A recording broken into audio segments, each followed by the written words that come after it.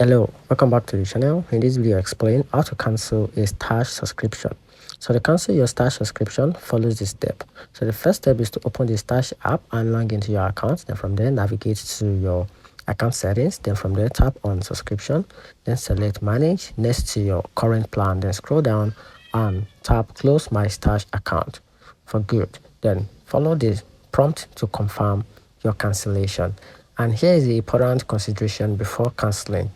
You must close your retirement account before canceling your stash plan. So this involves selling all your investment, waiting for them to settle up, which is up to 2 business days, and withdraw the fund.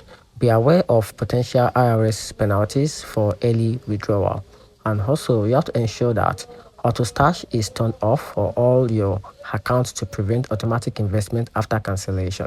And also, make sure your external bank account is linked to facilitate the withdrawal of any remaining fund. And also, wait for any recent deposit to come available for withdrawal, which may take up to 6 days.